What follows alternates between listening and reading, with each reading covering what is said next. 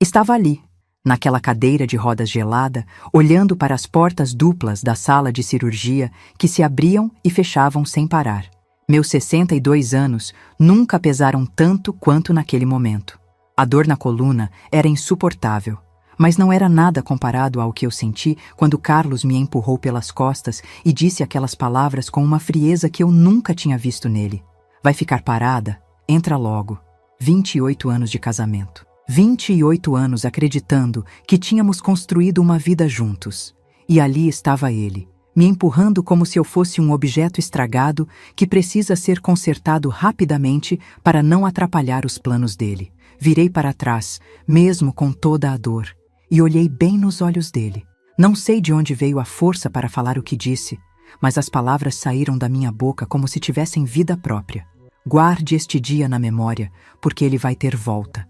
Carlos nem piscou. Só olhou para o relógio no pulso e suspirou como quem está perdendo tempo com bobagem. Nesse momento, uma enfermeira se aproximou para me levar, e eu ouvi ele falando no telefone enquanto se afastava. Amor, já estou indo. Ela vai ficar internada mesmo, então não precisa se preocupar. Nosso voo é às 5h30, né? Amor. Ele estava falando com alguém e chamando de amor, na minha frente, no dia da minha cirurgia de emergência. A enfermeira, uma senhora de uns 50 anos com olhos bondosos, percebeu meu estado e sussurrou. Não se preocupe, querida. Aqui a gente cuida bem da senhora. Mas antes de continuarmos com essa história, eu peço gentilmente que você se inscreva no canal, curta o vídeo e me diga de qual cidade você está me ouvindo. Me encantaria saber aonde está chegando as nossas histórias. Enquanto me levavam pelos corredores brancos do hospital, eu tentava processar o que estava acontecendo. Tinha caído da escada de casa na segunda-feira de manhã. A dor tinha sido terrível e Carlos demorou quase 2 horas para me levar ao hospital. Disse que estava no meio de uma reunião importante no escritório e não podia sair na hora. Você aguenta mais um pouquinho, né, Lúcia? Essas dores nas costas às vezes passam sozinhas, mas não passou. Na terça-feira, eu mal conseguia sair da cama. Na quarta-feira, nem andar direito eu conseguia. E só na quinta-feira, quando eu desmaiei de dor no banheiro, foi que ele finalmente me trouxe para cá. Doutor, minha esposa é meio dramática com essas coisas. Sempre foi meio hipocondríaca, sabe como é? Lembro até hoje do jeito que ele falou isso para o médico, como se eu fosse uma criança fazendo birra. Mas o Dr. Roberto, um homem sério de uns 55 anos, não engoliu aquela conversa. Senhor, sua esposa tem 2 vértebras comprimidas e uma hérnia de disco grave. Isso aqui não é drama. É uma emergência médica que deveria ter sido tratada há dias. A cara do Carlos mudou na hora.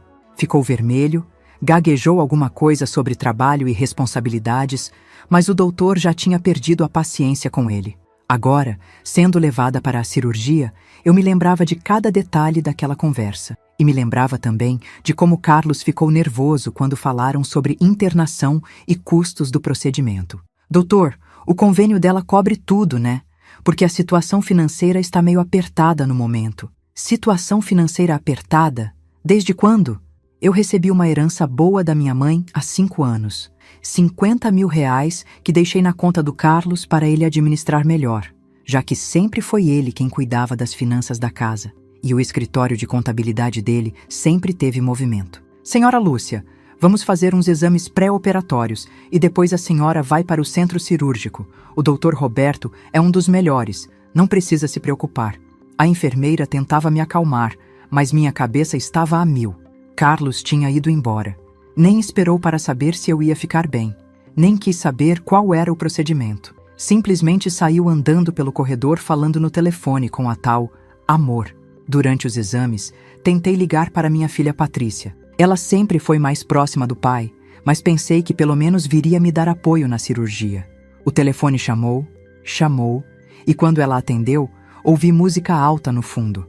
Mãe, que foi? Estou num almoço aqui. Filha, estou no hospital. Vou ter que operar a coluna. Será que você pode... Ai, mãe, logo hoje? Olha, eu não posso ir aí não. Estou resolvendo umas coisas importantes aqui. Mas fica tranquila, o papai está aí com você, né? Patrícia, seu pai foi embora. Disse que tinha um voo às 5h30. Silêncio do outro lado. Depois, ela pigarreou e falou com uma voz estranha. Ah, deve ser aquela viagem de trabalho que ele comentou. Mãe, olha, eu preciso desligar. Depois eu ligo para saber como foi, tá bom? E desligou. Minha única filha desligou o telefone na minha cara no dia da minha cirurgia. Fiquei ali, sozinha naquela maca fria, tentando entender o que estava acontecendo com a minha vida. Em 4 dias, eu tinha ido de uma mulher que pensava ter uma família unida para alguém completamente abandonada num hospital. A anestesia começou a fazer efeito. E a última coisa que ouvi antes de desmaiar foi uma conversa entre 2 enfermeiras no corredor. Coitada da dona Lúcia. O marido nem esperou para saber se o convênio ia autorizar a cirurgia. Como assim? Parece que está em débito há 3 meses. A moça da recepção disse que vai ter que ser particular. Mais de 15 mil reais. E ele não falou nada? Saiu correndo daqui como se o hospital estivesse pegando fogo. 15 mil reais. Convênio em débito há 3 meses. E Carlos não tinha dito uma palavra sobre isso. Tinha me deixado lá sabendo que eu ia acordar com uma conta que não esperava e sem ninguém da família por perto. Enquanto a anestesia me levava para longe daquela realidade dolorosa, uma única pergunta martelava na minha cabeça. Se Carlos estava com problemas financeiros há meses, onde estava o dinheiro da herança da minha mãe? Acordei 3 dias depois da cirurgia com a boca seca e uma dor diferente nas costas. Não era mais aquela agonia insuportável que me deixou em cadeira de rodas. Era uma dor controlada, medicada. O Dr. Roberto estava do meu lado verificando os aparelhos. Dona Lúcia, que bom que acordou. A cirurgia foi um sucesso. Mais alguns dias aqui e depois vai precisar de fisioterapia, mas vai ficar boa. Tentei sorrir, mas logo me lembrei de onde estava e por que estava sozinha. Olhei ao redor do quarto procurando flores, cartões, algum sinal de que alguém tinha vindo me visitar. Nada. Doutor, meu marido não veio aqui. Ele hesitou antes de responder. Trocou um olhar com a enfermeira que estava organizando os medicamentos na mesa. Dona Lúcia, a senhora teve algumas visitas, sim. A moça da recepção pode explicar melhor, mas o importante agora é se concentrar na recuperação. A enfermeira se aproximou. Era a mesma que tinha me consolado no dia da cirurgia, mas agora eu conseguia ler o crachá. Conceição Alves. Querida, que bom ver você acordada. Estava rezando por você todos os dias. Tinha alguma coisa no jeito dela falar. Uma delicadeza especial que me fez sentir que finalmente tinha alguém genuinamente preocupado comigo ali. Conceição, minha família veio me visitar? Ela olhou para o doutor, que fez um sinal discreto e saiu do quarto. Conceição puxou uma cadeira para perto da minha cama e sentou. Filha, vou ser direta com você, porque já tenho 61 anos e aprendi que a verdade dói menos que a mentira a longo prazo. Seu marido não voltou aqui. Nem uma vez. Senti o peito apertar, mas ela continuou. Sua filha veio uma vez só, ontem de manhã. Ficou uns 15 minutos, falou com o doutor sobre alta médica e foi embora. Não quis subir para ver você dormindo. Ela perguntou sobre meu estado, perguntou se você ia ficar boa logo e quando poderia voltar para casa. Mas tinha uma pressa estranha, sabe? Ficava olhando o celular o tempo todo. Conceição se levantou e começou a arrumar algumas coisas na mesa, mas percebi que estava ganhando tempo para me contar algo mais. O que foi, Conceição? Pode falar. Olha, pode não ser nada, mas... Sua filha perguntou muito sobre o pagamento da cirurgia. Queria saber se tinha sido autorizado pelo convênio ou se foi particular. Quando soube que foi particular, ficou agitada e começou a ligar para alguém. Particular. 15 mil reais que eu não sabia que ia gastar. 15 mil reais que provavelmente sairiam da minha conta sem que eu soubesse de onde. Conceição, você lembra de mais alguma coisa? Ela voltou para a cadeira e baixou a voz. Lúcia, eu não deveria estar contando isso, mas trabalho há 22 anos neste hospital. Já vi muita coisa, e o que presenciei com sua família não é normal. Como assim? Quando sua filha estava saindo, ela encontrou um homem no elevador. Cabelo grisalho, terno verde, uns 60 anos. Eles se cumprimentaram como se fossem conhecidos. Ouvi ele perguntar, como ela está? E sua filha respondeu, vai demorar umas 2 semanas para ficar boa. Até lá, ele fica tranquilo. Meu coração disparou. Um homem que conhecia Patrícia, perguntando sobre mim, e ela falando sobre alguém ficar tranquilo. Quem era ele? Carlos? Você reconheceu o homem? Nunca tinha visto, mas tinha cara de advogado ou contador, sabe? Desses que trabalham com papelada importante. Tentei processar essa informação. Patrícia conversando com um desconhecido sobre meu estado de saúde e ainda falando sobre alguém ficar tranquilo até eu me recuperar, como se minha recuperação fosse um problema para alguém. Conceição: posso te pedir um favor? Claro, filha. Você pode me ajudar a fazer uma ligação? Quero ligar para meu marido. Ela me trouxe o telefone do hospital e discou o número que eu ditei. Chamou várias vezes, mas ninguém atendeu. Tentamos o celular. A ligação caiu direto na caixa postal. Tenta o escritório dele? Conceição discou o número do escritório de contabilidade do Carlos. Uma secretária atendeu. Escritório do Dr. Carlos, bom dia. Oi, aqui é a esposa dele, Lúcia. Ele está? Ah, dona Lúcia, como vai? Olha, o Dr. Carlos está viajando. Uma capacitação em São Paulo que vai durar 2 semanas. Ele não deixou um número para contato de emergência, não. 2 semanas. Em São Paulo. Capacitação. E quando ele viajou?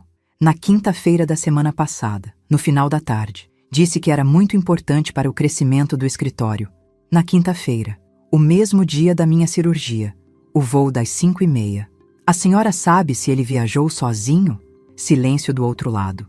Depois a secretária pigarreou.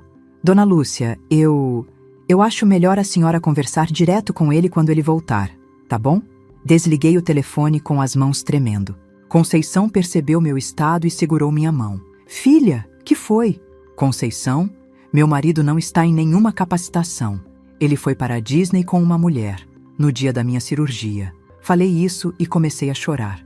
Não era só tristeza, era uma mistura de raiva, humilhação e uma sensação estranha de que toda a minha vida tinha sido uma mentira. Conceição ficou quieta por um tempo. Depois falou baixinho. Lúcia, você quer que eu te conte uma coisa que pode ser importante? Enxuguei as lágrimas e olhei para ela. Na quinta-feira, enquanto você estava na cirurgia, recebi uma ligação estranha aqui no posto de enfermagem. Um homem perguntando sobre seu estado, se a cirurgia tinha sido grave, se você ia ficar internada por muito tempo. Mas quem era? Disse que era advogado da família, doutor alguma coisa com Menezes. Queria saber detalhes médicos, tempo de recuperação, se você ia precisar de cuidados especiais em casa. Um advogado da família que eu não conhecia, perguntando sobre minha recuperação no dia da cirurgia, enquanto Carlos estava embarcando para a Disney com outra mulher. Conceição, você acha que tem alguma coisa estranha nisso tudo? Ela suspirou e me olhou com aquela expressão de quem já viveu o suficiente para reconhecer certas situações. Filha, em 22 anos cuidando de pacientes, aprendi que quando a família some na hora que a pessoa mais precisa, geralmente tem interesse por trás.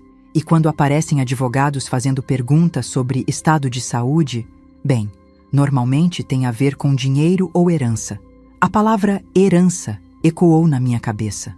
Os 50 mil reais da minha mãe, o convênio em débito, a conta de 15 mil reais da cirurgia, Carlos sumindo no dia da operação, Patrícia estranha, falando com desconhecidos sobre minha recuperação. Conceição, você pode me fazer mais um favor? Pode falar. Quando eu tiver alta, você acha que pode me visitar em casa? Acho que vou precisar de uma amiga verdadeira para me ajudar a entender o que está acontecendo com a minha família. Ela apertou minha mão com força. Pode contar comigo, querida. E pode contar com uma coisa. Se tem safadeza rolando, a gente vai descobrir. Naquela noite, sozinha no quarto do hospital, fiquei pensando em tudo que tinha acontecido nos últimos dias.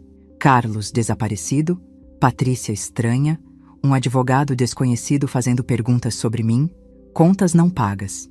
E pela primeira vez em 28 anos de casamento, comecei a me perguntar, será que eu realmente conhecia o homem com quem dividi mais da metade da minha vida? Eu peço gentilmente que você se inscreva no canal, curta o vídeo e me diga de qual cidade você está me ouvindo. Dessa forma, você me motiva a continuar contando mais relatos para você. A alta médica chegou numa terça-feira chuvosa, depois de 7 dias internada.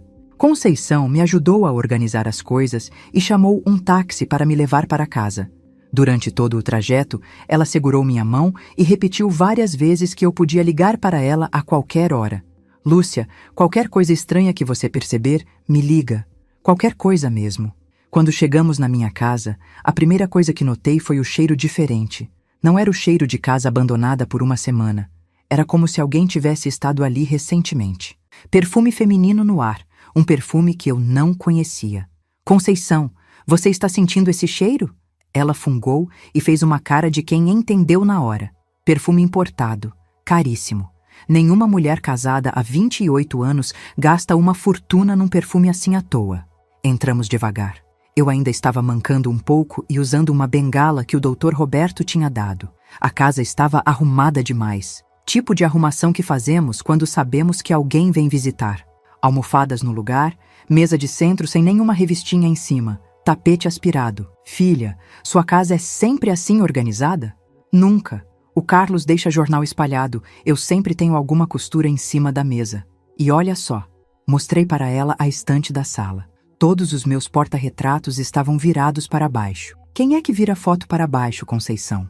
Alguém que não quer ver as caras das pessoas que estão nas fotos. Fomos até o quarto. A cama estava feita com lençóis limpos, mas não eram os lençóis que eu tinha deixado quando saí para o hospital.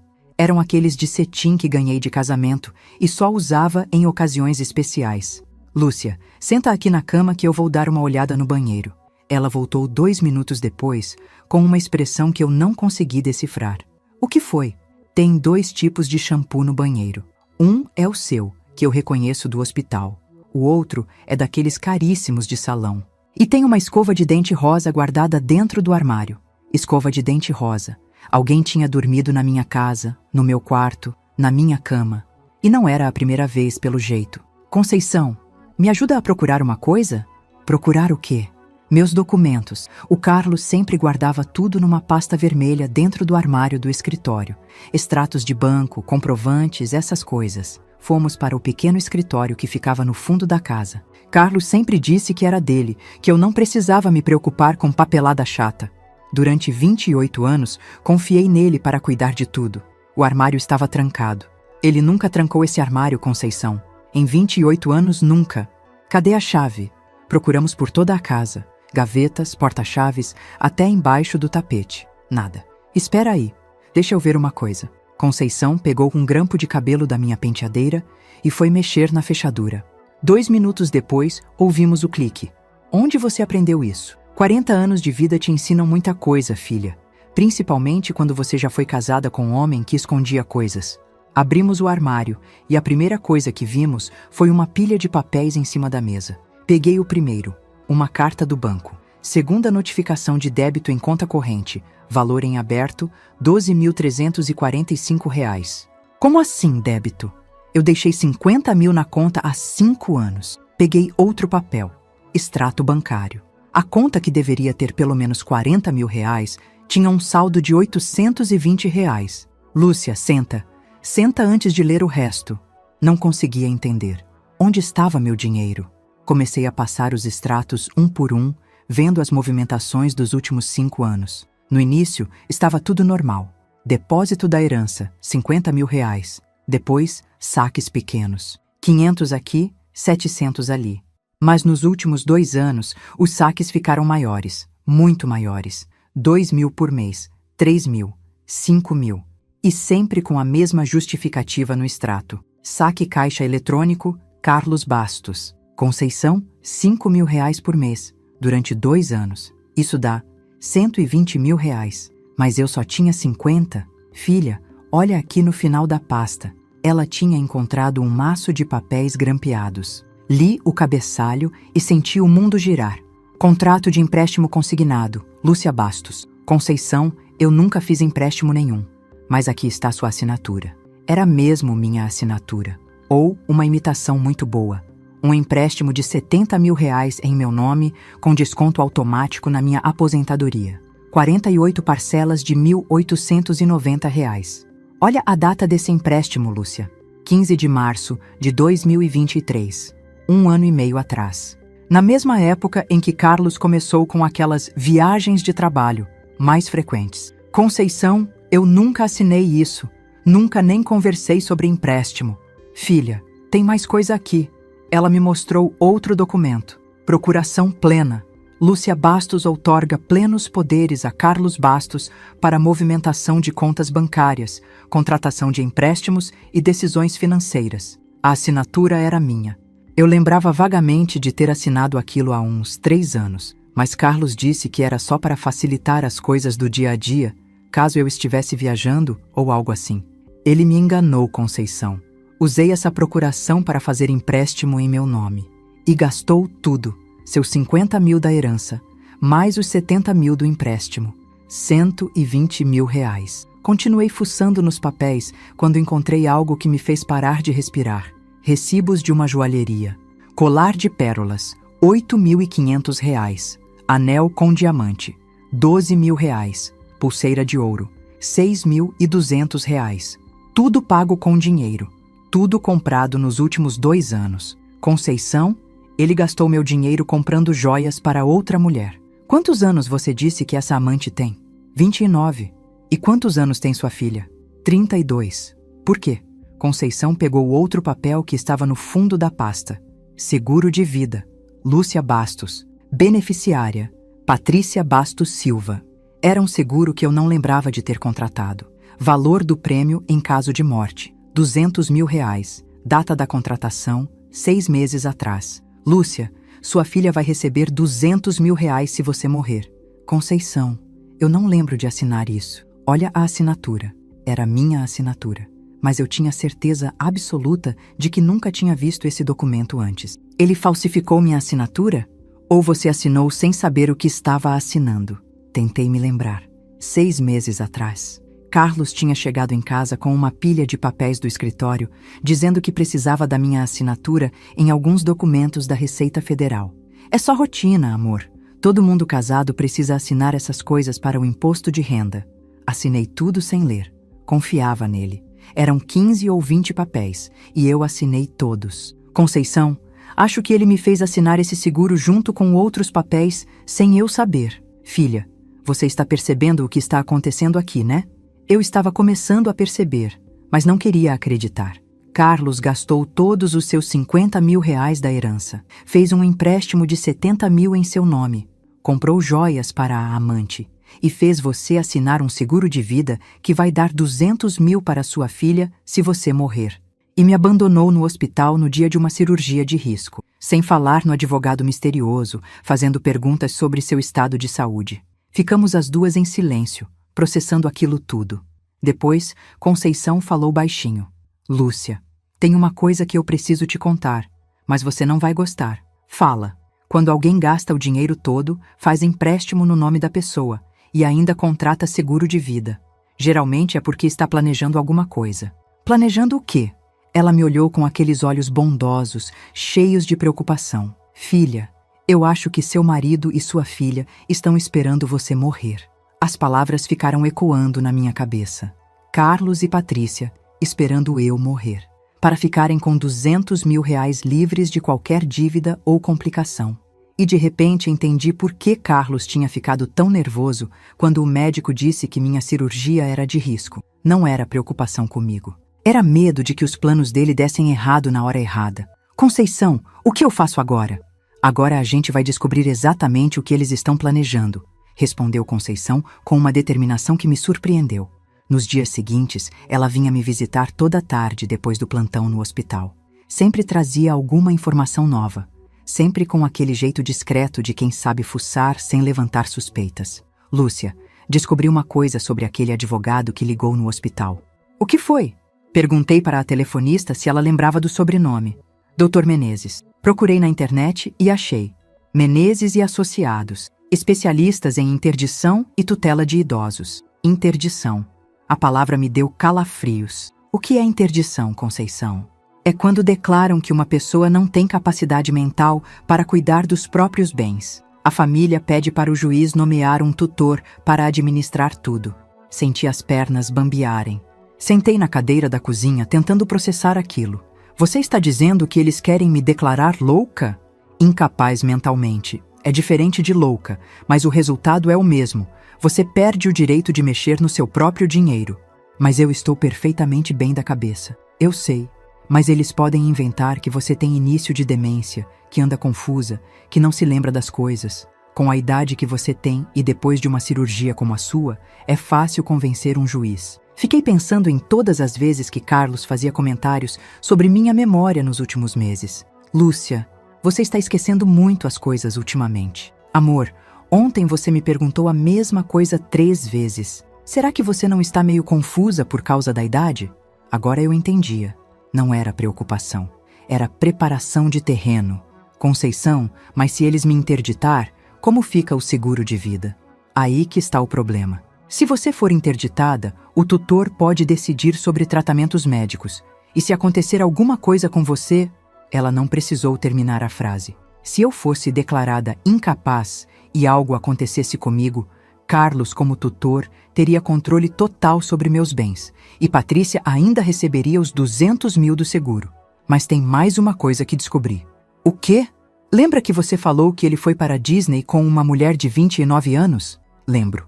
Perguntei para uma amiga que trabalha no hospital municipal sobre enfermeiras jovens que andam desaparecidas do serviço ultimamente. Conceição puxou um papel da bolsa.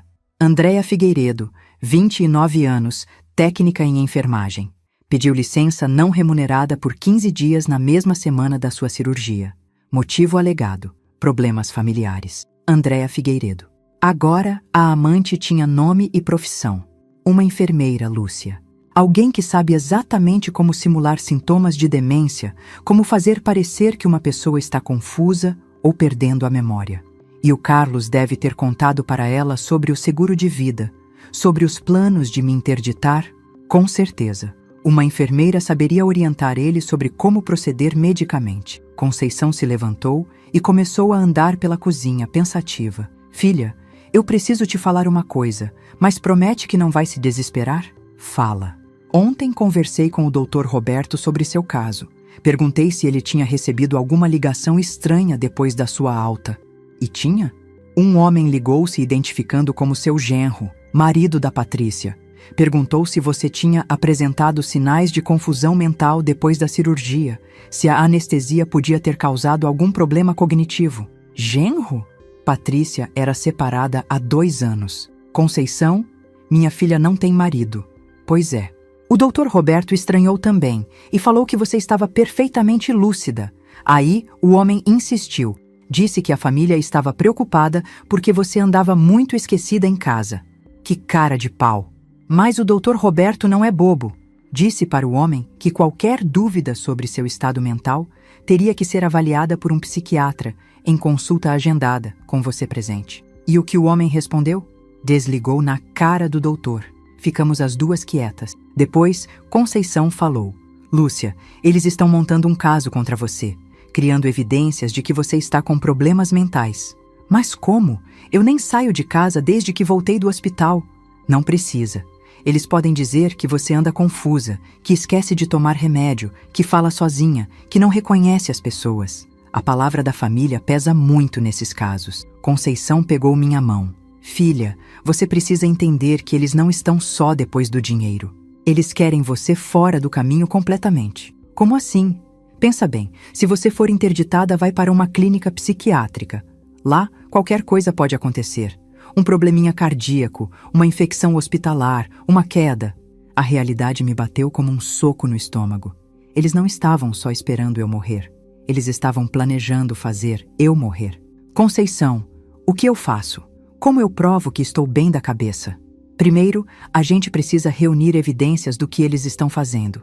Segundo, você precisa de um advogado de verdade, não um desses que trabalham com interdição. Mas com que dinheiro? Eles gastaram tudo que eu tinha. Filha, você tem a casa e tem a aposentadoria, mesmo com o desconto desse empréstimo forçado. Dá para pagar um advogado. Conceição se levantou e foi até a janela. Lúcia, eles vão voltar logo. O Carlos não vai ficar muito tempo longe porque precisa dar andamento nesse processo de interdição. Como você sabe? Porque descobri mais uma coisa hoje. Ela voltou para a mesa com uma expressão séria. A Patrícia marcou uma consulta para você com um psiquiatra na próxima sexta-feira.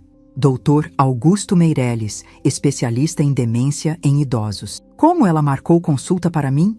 Disse que você estava muito confusa depois da cirurgia e que a família estava preocupada. O consultório ligou aqui hoje de manhã para confirmar. Mas eu não atendi o telefone? Pois é. E agora eles vão usar isso como evidência. A Lúcia está tão confusa que nem atende telefone, nem sabe que tem consulta marcada. Entendi o esquema todo. Eles iam me levar nessa consulta, o psiquiatra ia falar comigo achando que eu estava com demência, e qualquer coisa que eu falasse sobre Carlos estar me roubando ia soar como paranoia de pessoa senil. Conceição, e se eu não for na consulta? Pior ainda, vão dizer que você está tão mal que se recusa a receber ajuda médica. Estávamos encurraladas. Qualquer coisa que eu fizesse, eles iam usar contra mim. Filha, mas eu tenho um plano. Que plano? Primeira coisa, você vai nessa consulta, mas não sozinha. Eu vou com você como acompanhante. Segunda coisa, a gente vai chegar lá com documentos médicos do Dr. Roberto, comprovando que você está perfeitamente bem. O Dr. Roberto vai nos ajudar? Já conversei com ele. Quando contei toda a história, ele ficou indignado. Disse que vai fazer um relatório médico completo, atestando sua capacidade mental. E terceira coisa? Terceira coisa é a mais importante. A gente vai gravar tudo. Conceição tirou um gravadorzinho pequeno da bolsa. Tudo que a Patrícia falar, tudo que o psiquiatra perguntar, toda a consulta. Para ter prova de que você estava lúcida e coerente. Isso é legal? Legal ou não? É necessário. Filha, eles estão tramando roubar sua liberdade e sua vida. A gente precisa se defender. Naquela noite, depois que Conceição foi embora, fiquei sozinha repensando tudo. 28 anos de casamento jogados fora.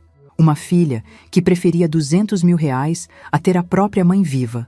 Um marido que gastou meu dinheiro com outra mulher e agora queria me trancar num hospício. Mas tinha uma coisa que eles não sabiam. Eu não era mais a mulher ingênua que confiava cegamente na família. Agora, eu sabia exatamente quem eram eles. E ia usar isso contra eles. A sexta-feira da consulta chegou e eu estava preparada. Conceição veio me buscar de manhã cedo e juntas fomos primeiro ao consultório do Dr. Roberto para pegar o relatório médico que ele tinha preparado.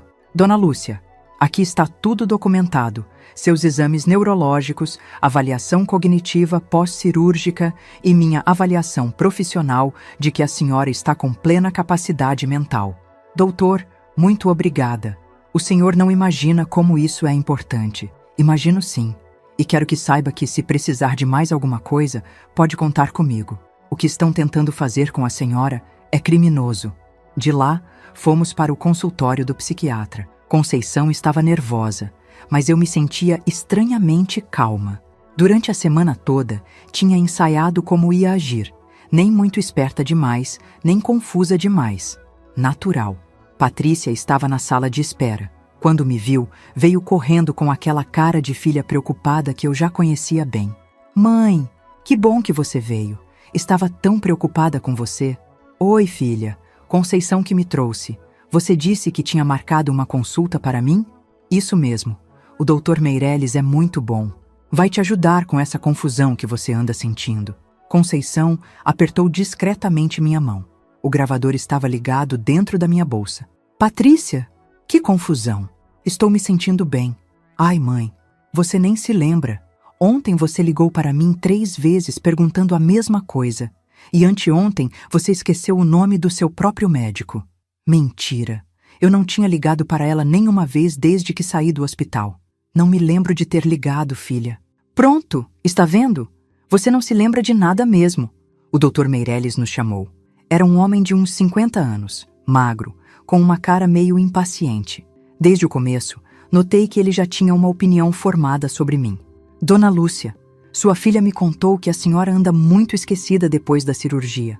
Vamos fazer uma avaliaçãozinha rápida, tá bom? Tá bom, doutor. Ele começou com perguntas básicas. Meu nome completo, data de nascimento, endereço. Respondi tudo certinho. Depois perguntou sobre orientação temporal. A senhora sabe que dia é hoje? Sexta-feira, dia 21 de março. E que horas são aproximadamente? Umas 2:30 da tarde. Patrícia ficou inquieta quando percebeu que eu estava respondendo tudo certo. Doutor, em casa, ela fica muito confusa. Outro dia perguntou onde estava o pai dela, que morreu há 10 anos. Outra mentira. Eu sabia perfeitamente que meu pai tinha morrido há 10 anos. É mesmo, dona Lúcia? A senhora perguntou pelo seu pai? Não, doutor. Meu pai morreu em 2014. Eu me lembro muito bem. O doutor anotou alguma coisa e continuou. Vamos fazer um teste de memória. Vou falar 3 palavras e depois vou perguntar novamente. Preste atenção. Casa, flor, Cachorro. Depois de uns 5 minutos de outras perguntas, ele pediu para eu repetir as 3 palavras. Falei todas certinhas. Patrícia estava visivelmente nervosa. Doutor, será que a ansiedade de estar aqui não está deixando ela mais alerta? Em casa é bem diferente. Como assim diferente? Ela esquece onde guardou as coisas. Não lembra se tomou remédio, às vezes fala sozinha. Patrícia, eu nunca falo sozinha. Interrompi. Mãe, você fala sim. Ontem mesmo eu ouvi você conversando com a mamãe no quarto. Conceição me olhou. Essa foi longe demais. Doutor, minha mãe morreu há 5 anos. Eu jamais falaria com ela como se estivesse viva. O doutor Meirelles parou de escrever e olhou para Patrícia. Filha, você tem certeza disso que está falando? Doutor, minha mãe anda muito alterada. Às vezes até me confunde com outras pessoas. Patrícia, eu nunca te confundi com ninguém. Você é minha única filha, tem 32 anos, é separada há 2 anos e trabalha como professora. O doutor se recostou na cadeira. Dona Lúcia, a senhora está se sentindo confusa em algum momento? Não, doutor. Estou me sentindo bem. Só não entendo por que minha filha está inventando essas coisas. Foi aí que Patrícia cometeu o erro dela. Doutor, é que ela anda muito paranoia também. Fica dizendo que o pai dela roubou dinheiro, que tem gente querendo fazer mal para ela. O pai dela? Desculpa, o marido dela. Meu pai. Dona Lúcia, a senhora acha que seu marido roubou o dinheiro da senhora? Era a deixa que eu estava esperando. Doutor, eu encontrei uns documentos em casa que mostram que meu marido gastou todo o dinheiro da herança que recebi da minha mãe, 50 mil reais, e ainda fez um empréstimo de 70 mil em meu nome sem eu saber. Patrícia ficou branca. Mãe, para com isso. Doutor, eu tenho os documentos aqui se o senhor quiser ver. Tirei da bolsa todos os extratos e contratos que tinha separado. O doutor Meirelles pegou e foi lendo um por um. A expressão dele mudou completamente. Dona Lúcia, esses documentos são reais? São. E tem mais uma coisa. Descobri que fizeram um seguro de vida em meu nome sem eu saber. Se eu morrer, minha filha recebe 200 mil reais. Mãe, e agora me trouxeram aqui dizendo que estou confusa, mas eu acho que é para conseguir me interditar. O doutor Meirelles se levantou. Patrícia, preciso conversar com a senhora na sala ao lado. Ficaram lá uns 15 minutos. Quando voltaram, Patrícia estava com cara de quem tinha levado uma bronca, e o doutor estava sério. Dona Lúcia, fiz todos os testes cognitivos, e a senhora está perfeitamente bem. Não há nenhum sinal de demência ou confusão mental. E o que o senhor acha das coisas que eu contei? Acho que a senhora deveria procurar um advogado imediatamente. Saímos do consultório em silêncio. No estacionamento, Patrícia explodiu. Mãe, você me fez passar vergonha. Vergonha por quê, filha? Por contar a verdade. Que verdade? Você está inventando que papai roubou dinheiro. Patrícia, você viu os documentos. Está tudo lá. Pode ser que tenha alguma explicação. Pode ser. Mas você sabe alguma coisa sobre esse seguro de vida? Ela hesitou. Foi só 1 segundo, mas foi suficiente. Que seguro? O de 200 mil reais que você vai receber se eu morrer. Eu não sei de nenhum seguro. Mas eu já sabia que ela estava mentindo. Conceição me levou para casa e no caminho ela falou: Filha, você foi perfeita. Está tudo gravado. E o melhor é que o próprio psiquiatra confirmou que você está bem. Conceição, agora preciso daquele advogado que você falou. Já marquei para segunda-feira. Dr. Vinícius Moraes, especialista em direito de família. Foi ele que cuidou dos papéis da herança da sua mãe há 5 anos. Dr. Vinícius. Eu lembrava dele. Um homem sério, de confiança. E tem mais uma coisa, Lúcia. Descobri quando o Carlos volta da viagem. Quando? Amanhã à tarde. A secretária do escritório confirmou. Meu coração acelerou. Carlos ia voltar esperando encontrar uma mulher confusa, pronta para ser internada. Em vez disso, ia encontrar alguém que sabia exatamente o que ele tinha feito. Naquela noite, liguei para o Dr. Vinícius e contei toda a história no telefone. Ele ouviu tudo em silêncio. Dona Lúcia, isso é muito grave. Falsificação de assinatura, empréstimo fraudulento, possível tentativa de interdição ilegal. Vou precisar de todos os documentos que a senhora encontrou.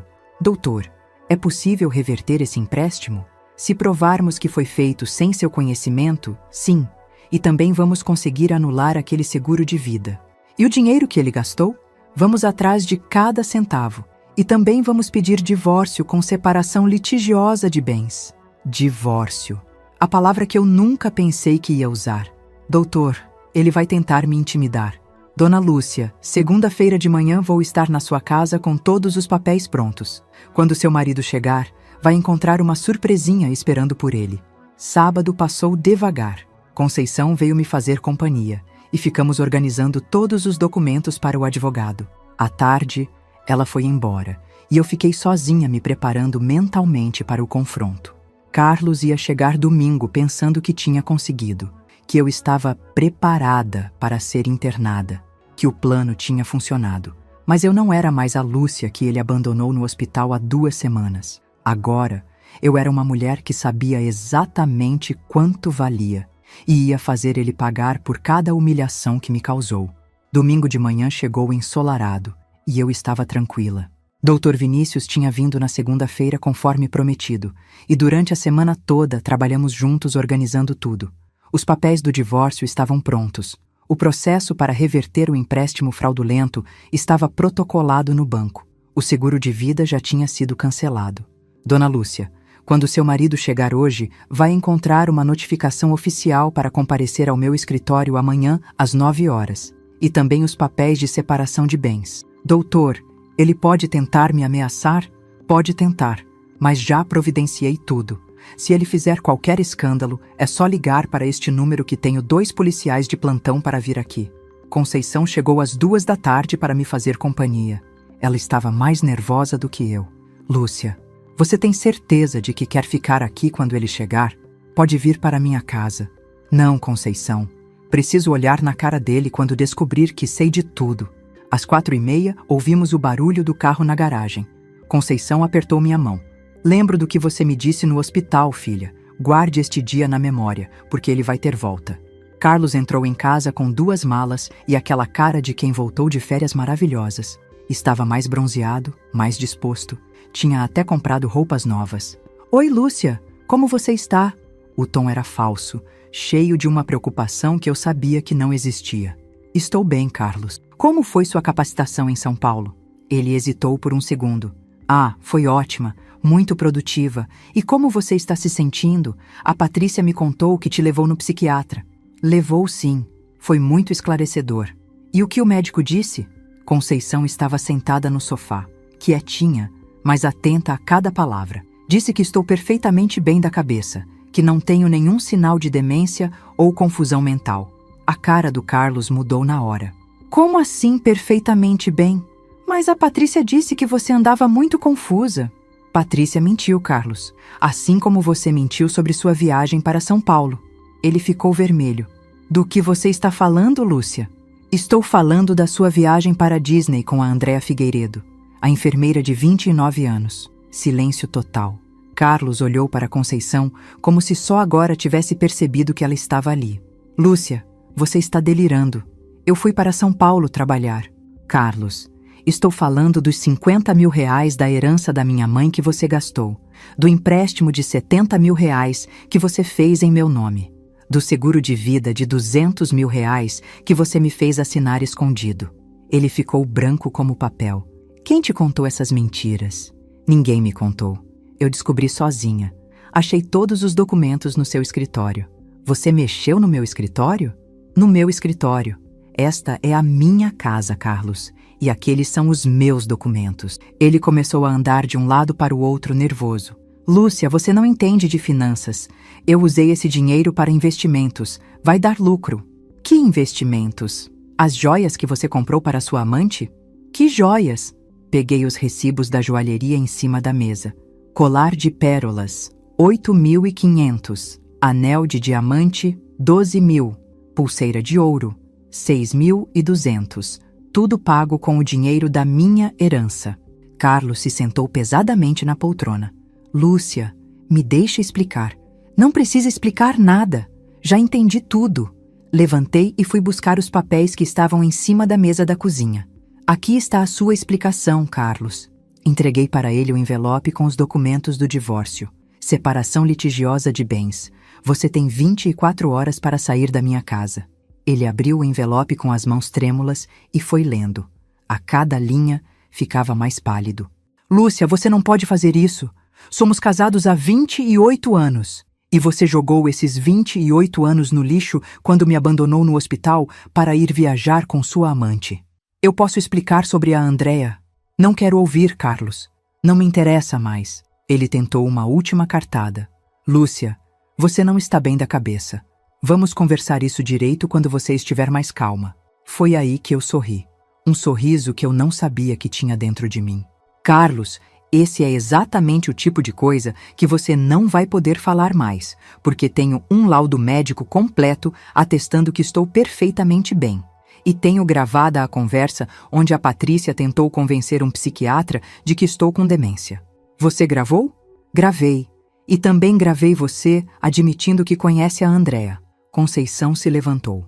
Carlos, acho melhor você ir arrumando suas coisas. Amanhã o advogado da Lúcia vai te explicar direitinho como funciona a separação litigiosa.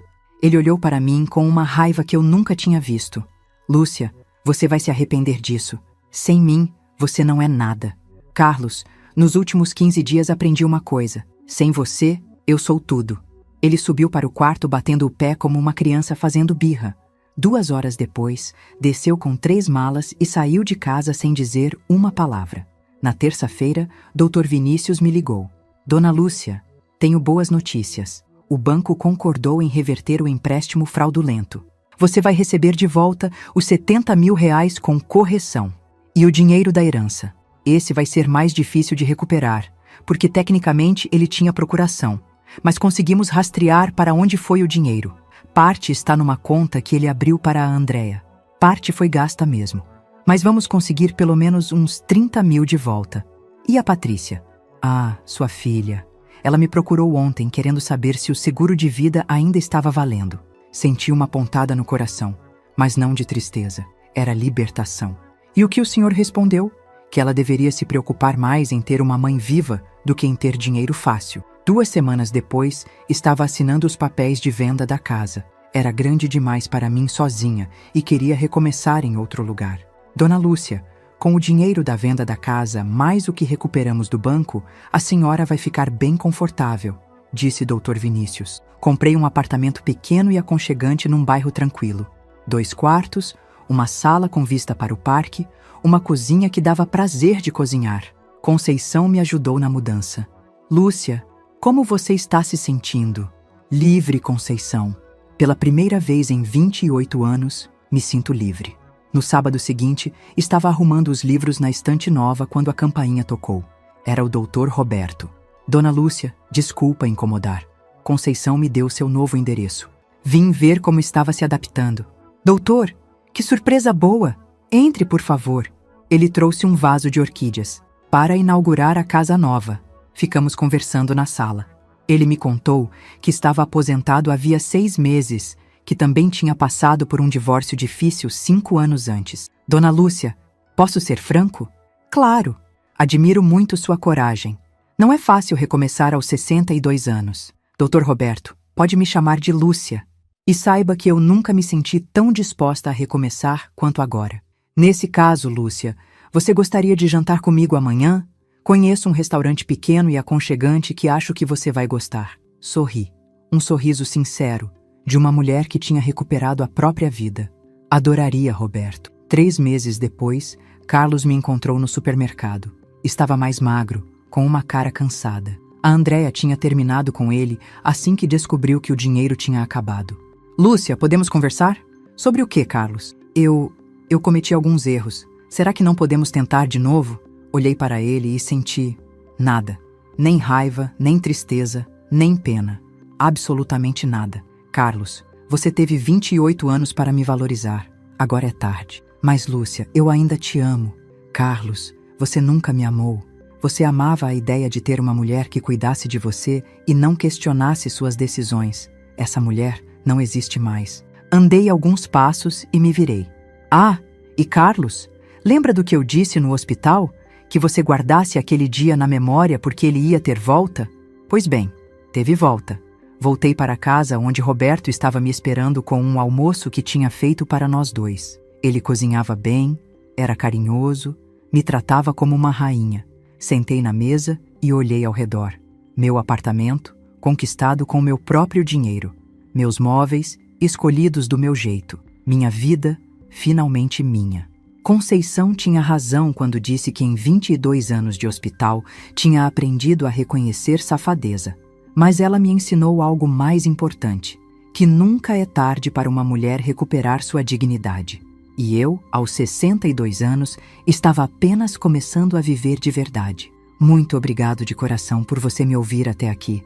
Quero te convidar a fazer parte da nossa família e acompanhar as próximas histórias. Inscreva-se no canal, curta o vídeo e me diga de qual cidade você está me ouvindo.